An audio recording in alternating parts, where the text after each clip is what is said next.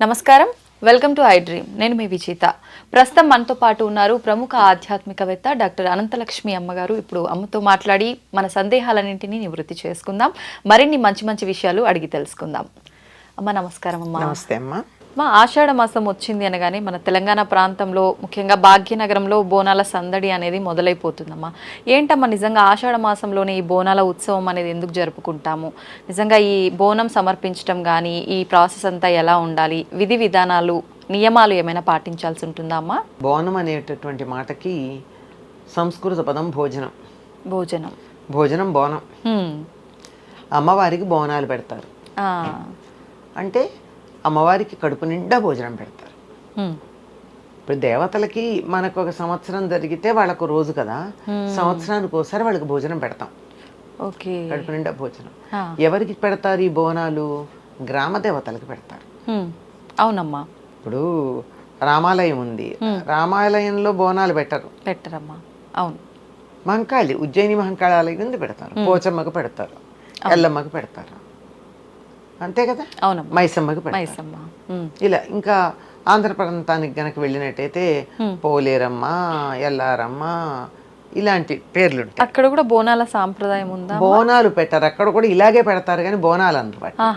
దాని పద్ధతి వేరుంది. Okay okay. ఇవి ఎందుకు పెడతారు అంటే గ్రామ దేవతకి మా గ్రామాన్నంతా కాపాడుతున్నావమ్మా అని చెప్పి కృతజ్ఞత తెలియచెప్పడానికి ఆవిడకి కూడా సంవత్సరానికి ఒకసారి భోజనం పెట్టాలి కనుక పెడతారు.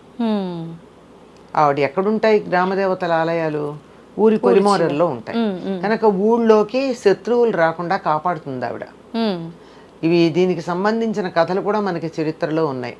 చాలా శక్తివంతమైనటువంటి గ్రామదేవత ఉండి ఆ గ్రామదేవతని వీళ్ళు బాగా ఆరాధన చేస్తూ ఉన్నటువంటి గ్రామంలో శత్రువులు వస్తుంటే ఆ గ్రామదేవతే భయంకరమైన రూపంలో కనపడి వాళ్ళకి భయపెడితే వాళ్ళు ఆగిపోయిన సందర్భాలు కొన్ని ఉన్నాయి. ప్రత్యక్షంగా ప్రత్యక్షంగా. ఓకే. అంటే ఆవిడ తను అమ్మవారిలాగా కనపడదు, ఏదో ఒక వాళ్ళకి భయపెట్టేటట్టుగా దాన్ని భయపడి వెళ్ళిపోతారు. ఓకే. ఆ రకంగా గ్రామాన్ని కాపాడినటువంటి సంఘటనలు మనకి చరిత్రలో ఉన్నాయి, అసత్యంగా కల్పితమైనటువంటివి కాదు. ఓకే.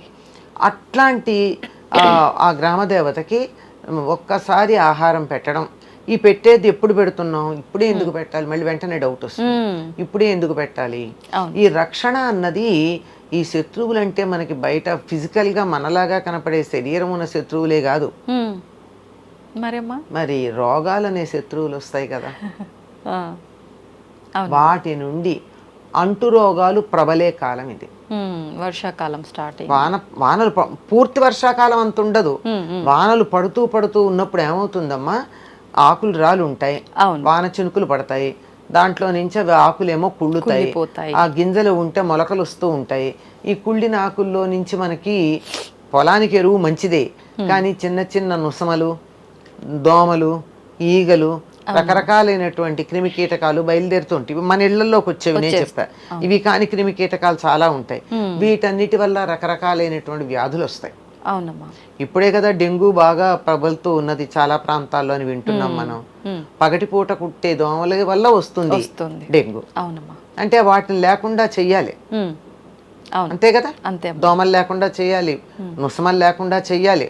ఇవన్నీ చేయడానికి మీరు ఊరంతా శుభ్రం చెయ్యండి, మళ్ళీ మట్టి చెత్త లేకుండా అంటే సర్లే చూద్దాంలే అంట.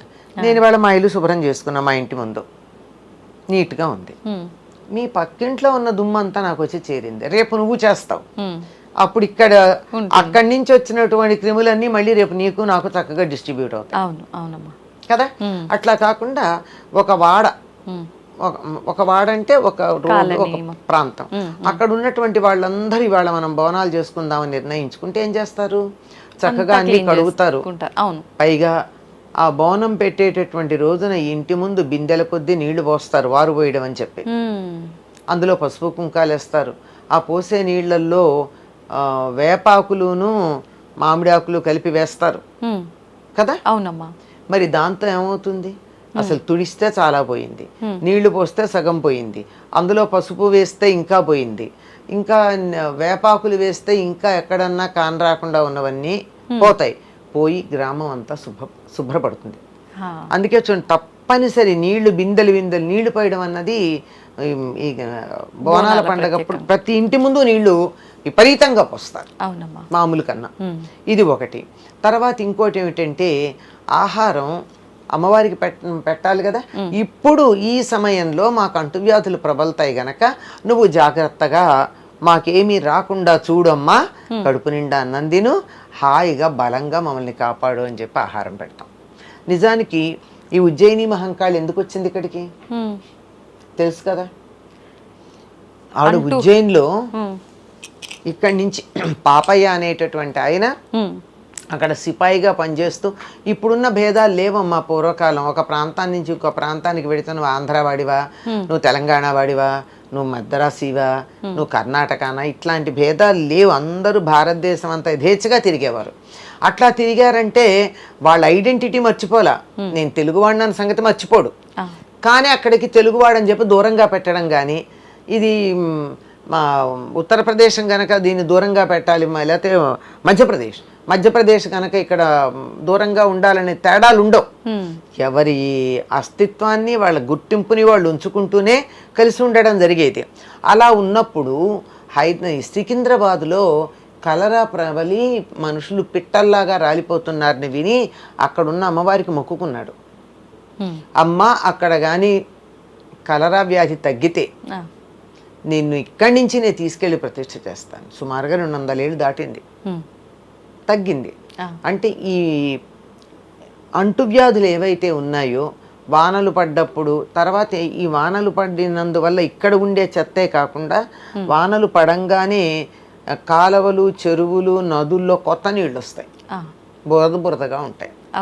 అవి వచ్చేటప్పుడు ఏమేం పట్టుకొస్తాయో తెలియదు కనుక ఆ నీళ్ల వల్ల కూడా అనేక రకాలైనటువంటి జీర్ణకోశ సంబంధమైనటువంటి వ్యాధులు వస్తాయి.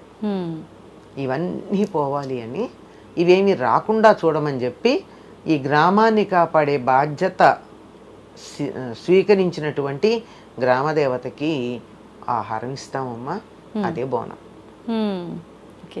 మరి నిజంగా అమ్మవారికి భోజనం అంటే మామూలుగా మనం తీసుకున్నట్టు అన్నము, కూర ఇలానే పెడతారా? అంటే ప్రాంతాన్ని బట్టి ఒక్కొక్కరు ఒక్కో రకంగా బోనం సమర్పిస్తూ ఉంటారు కదమ్మా. అసలు ఏ రకంగా సమర్పించాలి అమ్మవారికి బోనం? అంటే ఇక్కడ తెలంగాణ ప్రాంతం అంతా ఇంట్లో అన్నం వండి నెత్తిని పెట్టి తీసుకొచ్చి రాసిపోస్తే పెద్ద రాసి అవుతుంది. చాలా ప్రాంతాల్లో జరిగేటటువంటిది అదే. అయితే మీకు ఆంధ్ర ప్రాంతానికి కనుక వెళ్ళినట్టయితే అందరూ ఎవరిళ్లలో వాళ్ళు పెట్టుకుంటారు. అంటే ఆలయం దగ్గర, అట్లా ఆలయం దగ్గర జాతర చేస్తారు వేరే, ఆ జాతర వేరు.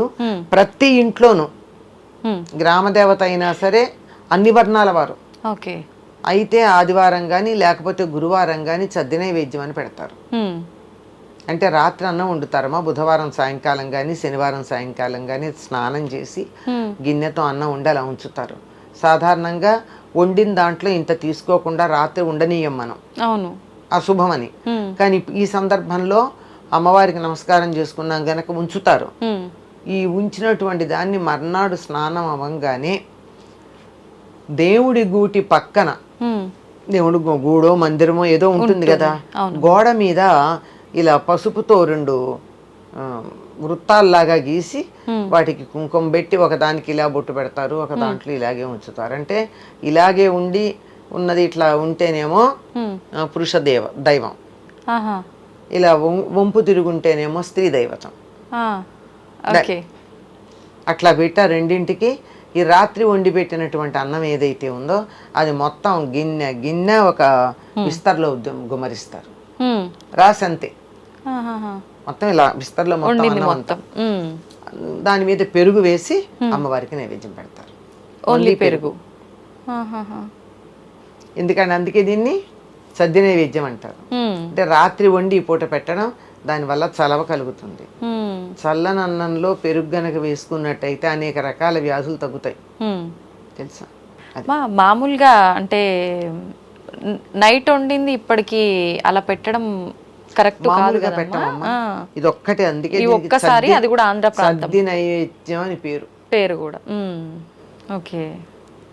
సద్ది రాత్రి చేసి పెట్టి చల్లబడిపోయింది దాన్ని పెట్టడం. అంటే దానివల్ల ఏమవుతుంది, లోపల ఉన్నటువంటి వేడి ఏదైతే బయటకు వస్తూ ఉన్నదో దాన్ని తట్టుకోవడానికి కావలసినటువంటి చల్లదనాన్ని ఇవ్వడం జరుగుతుంది. అమ్మ, బోనాల తర్వాత రంగం అని చెప్పి భవిష్యవాణి అని చెప్పి ఇవన్నీ కూడా చెప్తుంటారు కదమ్మా, ఏంటమ్మా ఈ ఆచారం కూడా ఎప్పటి నుంచి వచ్చింది? ఎప్పటి నుంచో ఉందమ్మా. ఎప్పటి నుంచి అంటే ఇక్కడ ఉజ్జయిని మహంకాళి అయితే 200 ఏళ్ల క్రితం వచ్చింది, కానీ ఈ జోస్యాలు చెప్పడాలు అవి మొదటి నుంచి ఉన్నాయి. ఇప్పుడు రంగం అంటే ఇక్కడ తడికుండ మీద నిలబడి మాట్లాడతారు ఆవిడ. భవిష్యత్తు చెప్పడం అనేది ఆ సమయంలో అమ్మవారు ఆవేశించడం జరుగుతుంది. అమ్మవారి యొక్క అంశన్న వాళ్ళ మీద ఆవేశిస్తుంది. అప్పుడు వాళ్ళు మాట్లాడేది జరగబోయే దాన్నంతా ముందరే చెప్తారు. చాలా మంది పూనకాలు శిగాలని చెప్పి ఊగిపోతూ ఉంటారమ్మా, నిజంగా అంత మంది పైకి అమ్మవారు వస్తుందమ్మా? నిజంగా అమ్మవారికి పనేం లేదా? ఉంటుంది కదమ్మా, అందరినీ చల్లగా చూడాలి. అంతే కదా, ఇలా ఒక్కొక్కళ్ళ మీదకి వచ్చి కూర్చొని చెప్తూ ఉంటుందా? కానీ ఇక్కడ మాత్రం ఈ రంగంలో మాత్రం ఈ ఒక్క పర్టికులర్ టైమే ఆవిడ చాలా తృప్తి చెందుతుంది కదా. అందరూ కలిసి చేస్తారు. ఇందులో ఎవరింట్లో వాళ్ళు విడివిడిగా చేసుకునేది ఏం లేదు కదా, అందరూ కలిసి చేస్తుంటారు గనక అందరికి ఒకేసారి సందేశం ఇవ్వడానికి అమ్మవారు పోనొచ్చు. ఓకే, పోనదు అని చెప్పడానికి వీల్లేదమ్మా.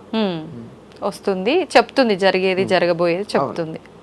సంతోషం అమ్మా, నిజంగా చాలా మంచి విషయాలు తెలియజేశారమ్మా, ధన్యవాదాలు. నమస్తే అమ్మా.